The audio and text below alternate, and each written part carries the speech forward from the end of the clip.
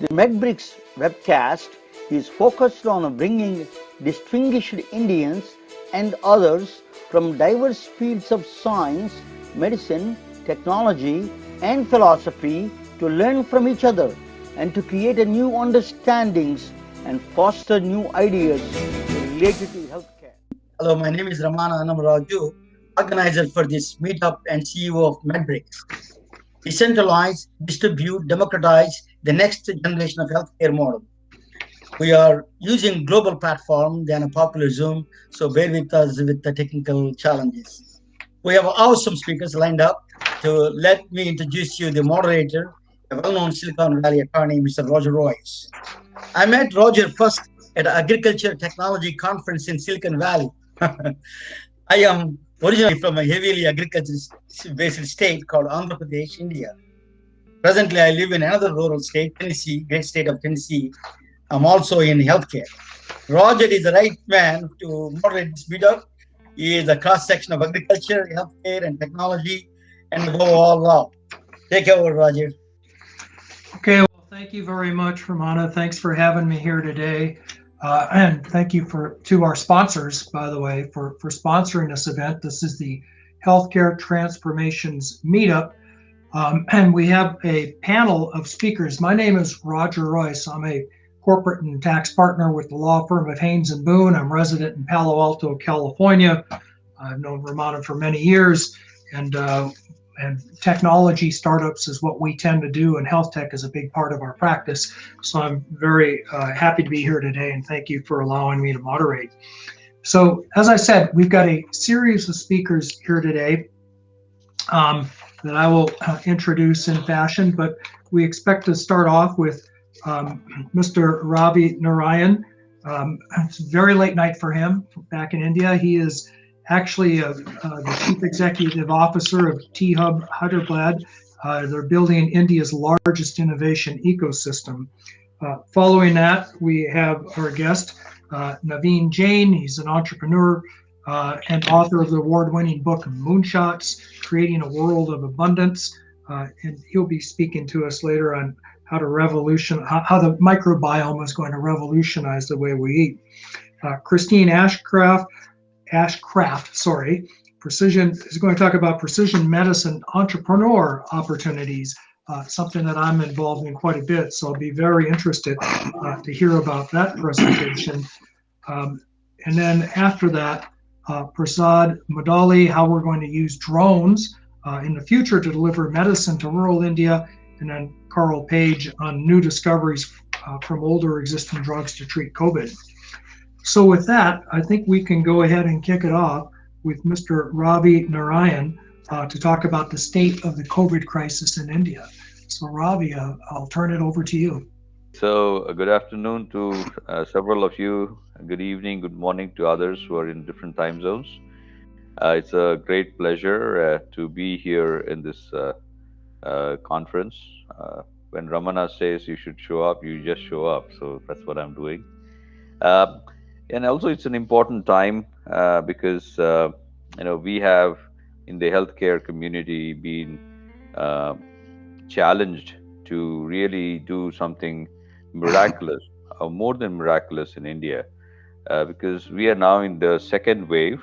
It's four times larger than the last one, and what you see here at the in the right is probably not a good representation of what's really going on there. We expect that this is probably much taller, which means it's not just four times; it's maybe several times larger than what it is being depicted to the rest of the world, and it potentially would take a much longer time for us to get out of this. And the reason why we are here is a lot of complacency. The elections that have been happening, in the several states of India, and the vaccination not having, pervaded into the population as much as we would have hoped by this time of the pandemic. The numbers why we feel are much larger because of the deaths that are happening at home, which don't get reported. Underreporting, of course, for various reasons are happening. and also the public healthcare facilities in tier 2, tier 3 towns of India are far away from places where you could very uh, uh, capture data in a much more faithful way. So this is what New York Times has depicted as the numbers, which these are the official counts, 26.9 million, but we assume it's almost 10 million more, sorry, 10 times more than what it is. This is the number of deaths, about 300,000, and you can see the numbers here. So, in the a likely scenario would be that it's actually 20 times larger than the official numbers, and obviously the number of deaths being also very very large. So it's a huge disaster, both from a healthcare standpoint, from a health and an economy standpoint for India today. Uh, but again, as they say, a crisis is a bad thing to waste. For a lot of innovators and entrepreneurs, it's also an opportunity to uh, accelerate the solutioning of these as quickly as possible, and therefore whatever they would have taken them 10 years to accomplish, they would probably be able to accomplish it in 10 months or even so. As I said, the startups in the healthcare space have definitely seen uh, huge boom, 2.2 times growth by telemedicine startups, 1.8x growth in the electronic health records for care providers, and 2.5x of active household that are using the online pharmacies. So this is just an indicative number. I'm sure there are a lot more that are doing several things that are probably even much more mature in their products and services. There's a forming support system for startups in India today. Several organizations have a healthcare incubator accelerator. We are one of them at T Hub. We are doing an AIC in T Hub. So several of these things form the initial set of innovation infrastructure that we're building to make that happen. Several governmental organizations also, one of them is called BIRAC, that helps with the early funding to build these startups to that level. It's only later, after they come out of this stage, that they are looking to scale. They are looking to scale very very rapidly and build a world class infrastructure and a team, and that's where huge sums of money is look to be raised. One of the things that is going in our favor is the ability for us to use connectivity and digitalization in order to make it. And we have seen this in other sectors where the ability for us to uh, you know uh, really leverage the digital infrastructure that's in place today to make that happen has definitely helped us do what we have done with the startups I just showed you. But I think there's so much more that can be done going forward, because you will see that we have almost 1.2 billion people already on the digital infrastructure. So you have all of them, they have smartphones, they have access to data, and they are able to be accessed through these mechanisms by various startups and their innovations. And the public infrastructure therefore on the digital side is capable of making this thing happen in a big way. Just to give you a sense of what digitalization means in India, is I will give you an example of UPI, which is the Unified Payment Interface. So what we did was we created one common uh, infrastructure for payments, payment gateways, while Visa, Mastercard, others have their own gateway, their own platforms. We said let's create one, almost like we create freeways in the US or other public infrastructure, public goods. this would be one of those public goods for our our digital citizens and digital startups.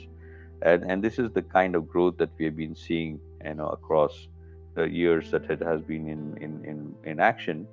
And just to give you a sense, so whatever we did in terms of transactions in India for 18 years with Visa and Mastercard, in 18 months we were able to do catch up to that number on this digital infrastructure. So we have a large population, but we also have the ability to build these kinds of infrastructures very, very rapidly.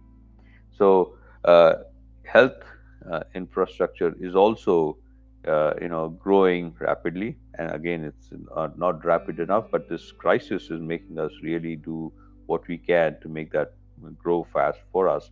So leveraging this to make it happen, is a big opportunity for us. The national digital health mission is accelerating the adoption of this digital infrastructure as we go along. And what we say is India has more to offer to AI at the moment than AI has to India, because of the amount of data it has, the amount of problem statements that we can bring out for a lot of these innovators to work on. It's phenomenal. Um, So I just wanted to point out some of the gaps that we have. A lot of the early infrastructure, as we talked about earlier, is there in place, but still taking from MVP to commercialization is not sufficient enough. Some of these people, that players that are there, that is happening. Private funding also, in that, and later on, the government is doing a lot in the early days, but after the grants and the soft loans are exhausted, you have not a very mature um, the investor ecosystem. And there are lots of other the organizations such as ours, like AIC Hub Foundation, which are going to address some of these startups that have come past the early infrastructure to see what else we can do. So we are playing a role both in the early and also past the early, to see what is the best we can do, given the extent of the crisis that we have today in India. So I'll skip this one. So I just want to spend a little bit of time on what is it that we feel the audience here would really help us on, because I think what you have here is a massive uh, challenge that we are facing as a country, and we really need to see how we can activate, energize, appeal to entrepreneurs and investors across the world, and that's the reason. It's one of the main motivation for me to be here, so that I can get word out to as many of those that can participate with us. One is, of course, the bridge capital, and how do we support startups past the grant funding to institutional funding. So that's one huge bridge funding, which is an opportunity for us. Mentors and advisors. A lot of startups are starting out doing what they are done. They've done quite well given where they are. They have the promise, of doing extremely well. But to build world class solutions, to have the world class advisors and mentors helping them get there, is something that's lacking. Everybody that you has an opportunity to do something is completely taken away by solving today's problems and today's crisis. So, how do you really not just bring those people's help, whatever little that we do, but also bring in other people who have built really large organizations to really think about this, and help them build the right products in the right scale, in the right architecture, if you will, the technology architecture to make it happen. I think that's a huge need at this point in time.